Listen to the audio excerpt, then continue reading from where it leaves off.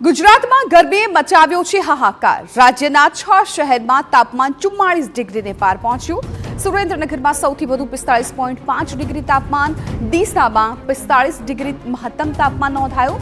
રાજકોટ અને ગાંધીનગરમાં 44.5 ડિગ્રી તાપમાન, અમદાવાદ શહેરમાં મહત્તમ તાપમાન 44.5, ભુજમાં 44.1 ડિગ્રી મહત્તમ તાપમાન, ભાવનગરમાં 41.8 ડિગ્રી તાપમાન નોંધાયું છે। અમરેલીમાં 43.4 ડિગ્રી, છોટાઉદેપુરમાં 41.4 ડિગ્રી તાપમાન નોંધાયું છે। તો આગામી 5 દિવસ સુધી નહીં મળે ગરમીથી રાહત। સૌરાષ્ટ્રથી લઈને કચ્છ સુધી હીટવેવની આગાહી છે। દક્ષિણ ગુજરાતના જિલ્લાઓમાં પણ હીટવેવનું હવામાન વિભાગનું અનુમાન છે। હવામાન વિભાગે કરી છે અંગ દજાડતી ગરમીની આગાહી। પોરબંદર, જૂનાગઢ, ભાવનગર, સુરેન્દ્રનગરમાં હીટવેવનું અનુમાન।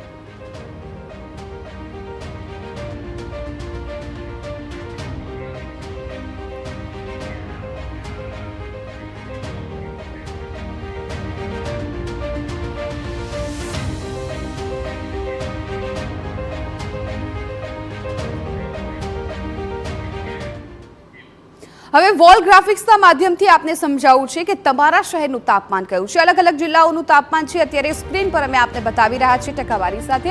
આપ જુઓ કે અમદાવાદમાં 45 સેલ્સિયસ તાપમાન છે અને હજુ પણ આગામી દિવસોમાં પણ આટલી જ ગરમી પડવાની હવામાન વિભાગે આગાહી વ્યક્ત કરી છે। હવે વાત સુરેન્દ્રનગર કરીએ, ત્યાં પણ એક ગરમીનો પારો હાઈ છે। 45 સેલ્સિયસ તાપમાન સુરેન્દ્રનગરમાં છે અને સૌથી ગરમ શહેર પણ સુરેન્દ્રનગર બન્યું છે। ગાંધીનગરની વાત કરીએ તો ગાંધીનગરમાં પણ એક જ સરખું તાપમાન આપ જુઓ, અમદાવાદ, રાજકોટ અને અમદાવાદ, સુરેન્દ્રનગર અને ગાંધીનગરમાં 45 સેલ્સિયસ તાપમાન નોંધાયું છે।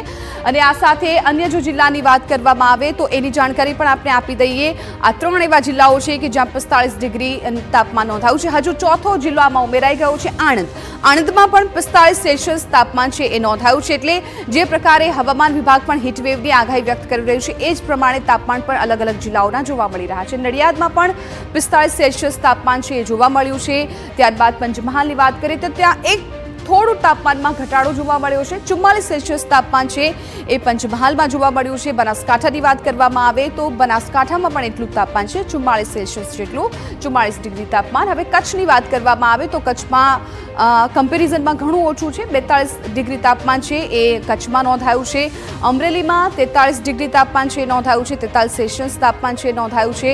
ત્યારબાદ રાજકોટની વાત કરીએ તો રાજકોટમાં પણ અમરેલી જેટલું તાપમાન છે, 43 સેલ્સિયસ તાપમાન છે, 43 ડિગ્રી તાપમાન છે રાજકોટમાં નોંધાયું છે।